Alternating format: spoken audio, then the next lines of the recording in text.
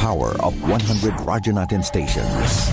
The power of information with more than 200 news and public affairs correspondents nationwide. The power of radio is within reach. Manila Broadcasting Company's Radyo Natin Network. Serving the Philippines. This is MBC Media Group's Radyo Natin Nationwide, a member of the KBP. Radyo Natin Nationwide.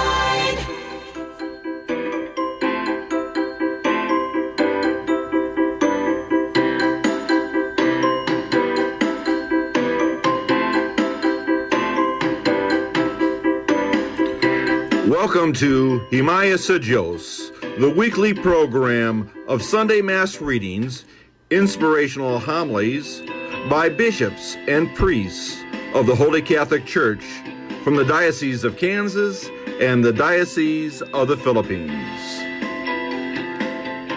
Himaya o pagdaig sa Diyos, naigsoong pa ni Kristo, anyan sa kita karong Domingo, ang kaunom na Domingo sa liturikanyong kalendaryo sa simbahan, mag-inambitay sa pulong sa Diyos alang sa iyang mga mensahe kanato diya sa atong pagpalandong sa mga pulong ang ipadayag sa Ginoo alang kanato nga mahimong giya o gabayan sa atong Kristohanon nga kinabuhi. Mag-ampo kita. Makagahom nga Dios, himuang nga magkasaulog kami uban sa madasigong pagbati sa mga adlaw sa kalipay sa nabanhaw nga Ginoo. Aron ipadayag namo sa among kinabuhi ang gugma nga among gisaulog. Kini among gipangayo pinagi sa among Ginoong Hesukristo imong anak, nga buhi ug hari uban kanimong sa Espiritu Santo, Dios hangtod sa kahangturan. Amen. Mga igsuon ko din ni Kristo, maayong buntag ug malipayong buntag kanatong tanan. Aniano sa kita ni atong programa sa kahanginan ang Himaya sa Diyos. Nagipasiudahan sa Missionary Brothers of Perpetual Help sa Diocese of Kansas, USA, ubano sabi sa Pilipinas sa Holy Catholic Church, Apostolic See of the Philippines sa Diocese of Kansas, USA. Uban ni ining atong pagpaminaw sa usagusan ining kahanginan o kagayunan nato karon, uban usab sa atong pagtamod sa atong kadagkuan sa simbahan, uban ni Bishop Stephen Grinke, ang atong Bishop Overseer din sa Pilipinas, kang Deacon Jaime diha sa atong igsuon sa pagtuo diha sa Biliran, Leyte, ug sa ingon usab sa tanang matuuhon sa Holy Catholic Church dinuyugan sa tanan natong mga kaobispuhan, kaparian, mga diakono ug tanang lumilihok sa atong Holy Catholic Church Apostolic See of the Philippines, Diocese of Kansas, USA, nga diin naghatag sa ilang kaugalingon o pagdawat sa katolikanhon nga pagtuo. Uban usab sa atong abi-abi sa usag-usa karong Dominguha nga puno sa kalipay tungod sa grasya sa kinabuhi ug kahigayunan nga naa kanato ato sang hinumduman ug atong abi-abihon ang atong kaugalingon uban sa atong mga membro sa Tagnipa Eagles Club sa City of Savior sa El Salvador City, Misamis Oriental. Daghan kaayong salamat sa atong paglambitay karon uban ni ining naglangkop usab sa atong kahigayunan karong Domingo sa atong mga kuya ug ate sa Tagnipa Eagles Club ug kaninyong tanan makaigsunan ko diyan ni Kristo nga diin naghigayon sa pag-ampaminaw nining atong programa sa kahanginan ang Himaya sa Diyos matag Domingo. Nga din gipalanog dining maong sikat nga stasyon sa radyo ang 103.9 FM Naval. Uban si station manager ug dinuyugan sa tibok nga puwersa niini. Sa asaman nga higayon og lugar na kining atong programa sa kahanginan mapadpad, makaigsunan ko din ni Kristo maayong buntag kaninyong tanan uban sa atong kasibot sa pagpaminaw sa usag-usa o pagdawat sa pulong sa Dios sulod ning mga basahon nga gihatag kanato sa atong katolikanon nga pagtuo, isip, giya sa atong Kristohanong nagkinabuhi nga matugog kita diya sa atong pagtuo ngadto sa Dios nga atong mapakita diya usab sa atong isigkatao sa ngalan sa atong Kristohanon nga pagtuo. Unang pagbasa, kinutlog gikan sa mga buhat sa mga apostoles. Sa musulod na unta si Pedro sa balay, gisugat siya ni Cornelio, ug miyapa si Cornelio sa iyang tiilan ug misimba kaniya. Apan gitabangan siya pagpatindog ni Pedro ug giingnan, "Tindog, ayaw akog simbaha kay tao lamang ako." Si Pedro miingon, "Karon na ila ko na nga ang Dios walay pinalabi. Ang mahadlukon kaniya ug nagbuhat sa matarong iyang dawaton sa walay pagsapayan sa bulok sa iyang panit." Samtang nagsulti pa si Pedro, mikunsad ang Espiritu Santo kanilang tanan nga namati sa mensahe. Ang mga magtutuo nga Hudiyo nga taga-Joppe nga kuyog ni Pedro natingala nga ang Dios nagbuusab sa iyang gasa nga mao ang Espiritu Santo ngadto sa mga dili Hudiyo. Kay nakadungog sila sa mga dili Hudiyo nga nagsulti sa laing mga pinulungan ug nagdaig sa pagkagamhanan sa Dios. Si Pedro miingon, "Kining mga tawhana nakadawat sa Espiritu Santo, eon nga kami nakadawat usab. Doon na ba kaninyo'y makapugong na bunyagan sila pinaagi sa tubig? Busa misugo siya nga bunyagan sila sa ngalan ni Jesucristo. Unya gihangyo nila siya nga magpabilin uban kanila sulod sa pipila ka adlaw." Ang pulong sa Ginoo. Salmo Responsorio. Ang Ginoo nagpadayag sa kanasuran sa iyang makaluluwas nga gahom. Awiti ang Ginoo ug bag-ong awit, kay naghimo siya og katingalahang mga buhat. Ang iyang tuong kamot nakakab-ot ug kadaugan alang kaniya, ang iyang balaan nga bukton. Ang Ginoo nagpadayag sa kanasuran sa iyang makaluwas nga gahom. Ang Ginoo nagpadayag sa iyang kaluwasan. Sa atubangan sa kanasuran, iyang gipadayag ang iyang katarong. Nahinumdum siya sa iyang kaluoy ug sa iyang kamatinumanon alang sa balay ni Israel. Ang Ginoo nagpadayag sa kanasuran sa iyang makaluwas nga gahom. Ang tanang kautlanan sa yuta nakakita sa kaluwasan nga gihimo sa akong Dios. Awiti nga malipayon ang Ginoo. Kamong tanang kayutaan, singgit kamo sa pag-awit. Pag-awit kamo pagdayi. Ang Ginoo nagpadayag sa kanasuran sa iyang makaluwas nga gahom.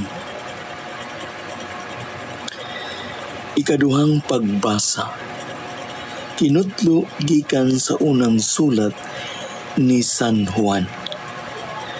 Mga igsuon, magigugmaay kita, kay ang gugma nagagikan sa Dios. Ang nahigugma sa iyang isigkatao, isig kaanak, sa tao, sa Dios ug nakaila sa Dios. Ang wala mahigugma sa iyang isigkatao, wala makaila sa Dios, kay ang Dios gugma man. Gipadayag sa Dios ang iyang gugma. Pinaagi sa pagpadala sa iyang bugto anak nganhi sa kalibutan, aron makabaton kita sa kinabuhing walay katapusan, pinaagi kaniya. Ang matuod nga gugma mao kini. Dili kita maoy unang nahigugma sa Dios, kundili siya maoy unang nahigugma kanaton. Og gipadala niya ang iyang anak aron pinaagi kaniya mapasaylo ang atong mga sala. Ang pulong sa Ginoo.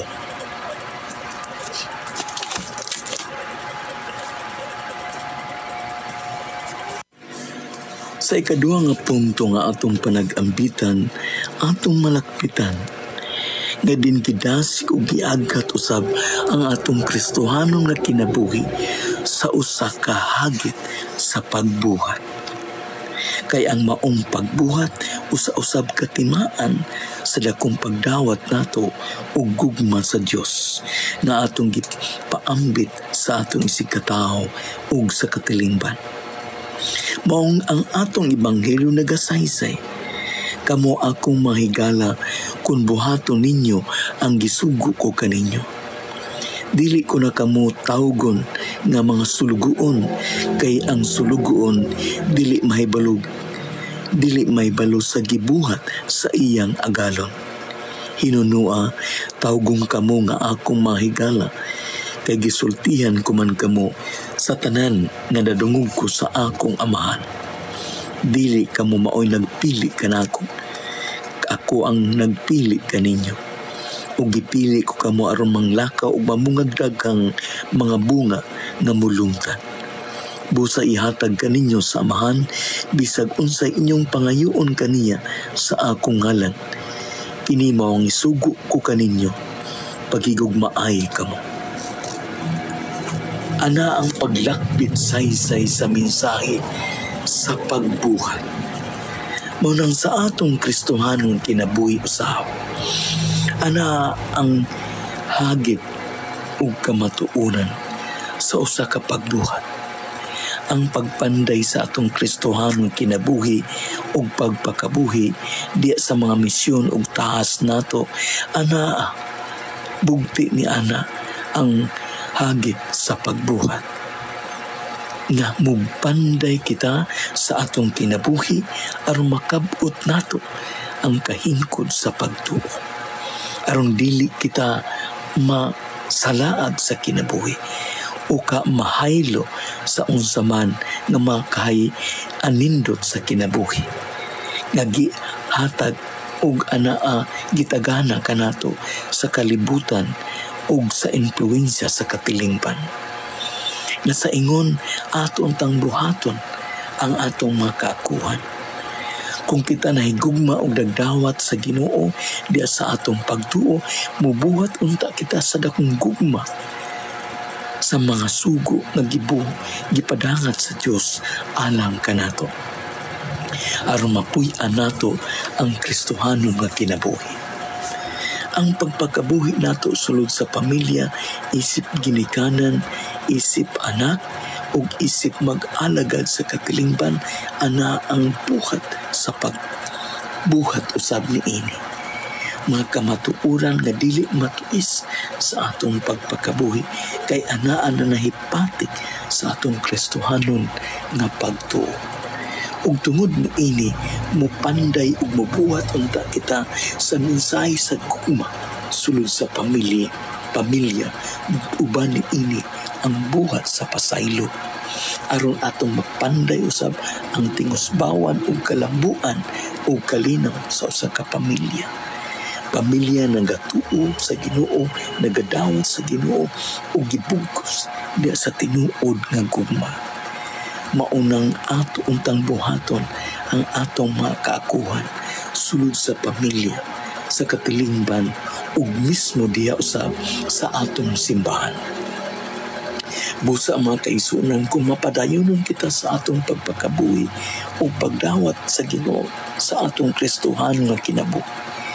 Uban diya sa pagpabilin kaniya. Labi na usab diya sa pagbuhat sa iyang kabubuton alang kanato. Kay kining tanan mao'y naglangkob sa usa ka mensahe sa gugma nga gipadayag sa Dios nga atong gipaambit sa uban sa atong Kristohanon na kinabuhi. Natapos na ang atong pagpakig-ambit niining mga gutlo nga gilain sa atong pagpamalandong sa mensahe sa Ebanghelyo nato karong Dominguha, ang ikaunom nga Domingo sa atong liturhikanong kalendaryo sa simbahan. Ug dayag niini atong mga pagpasalamat sa usag-usa. Uban niining igsuon sa kanginan Bishop Melvin Clapan sa Holy Catholic Church Apostolic See of the Philippines, Diocese of Kansas. Uban ni Bishop Stephen Grinke, Deacon Jaime Barili, ug tanang kaobispuhan ug kaparian ug diakono ug sa mga matuuhon niining atong katolikanhong nga pagtuo. Mga kaigsunan ko din ni Kristo, daghan kaayong salamat. Mapasalamatun sa kita nining istasyon sa radyo na naghatag kanato sa kagayunan sa pagpaambit o pagpalanog sa kanginan nining atong programa ang Himaya sa Dios. Daghan kaayong salamat nining maong istasyon sa radyo ang 103.9 FM Naval ang radyo natin, uban sa station manager o sa tibok puwersa nga nagalangkob niining maong istasyon sa kanginan. Daghan kaayong salamat. O kaniyong tanan makaigsunan ko din ni Kristo nga nakahigayon sa pagpakig-ambit, pagpakigduyog kanato sa pagpamalandong sa buhing pulong sa Dios. Daghan kaayong salamat kaninyong tanan. Mag-ampo kita.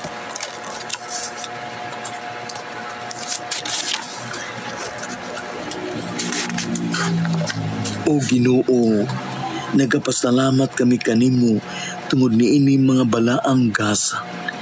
Ang kamatayon sa imong anak nagahatag kanamog paglaom ug naglig-on sa among pagtuo.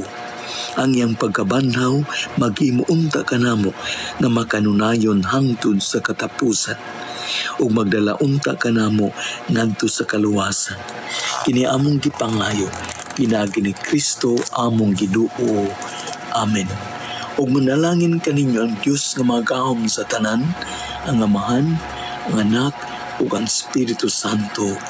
Amen. Himaya ug dalaygon ang Dios diya sa atong pagpabilin ug pagbuhat sa iyang gugma kanato. Daghan kaayong salamat.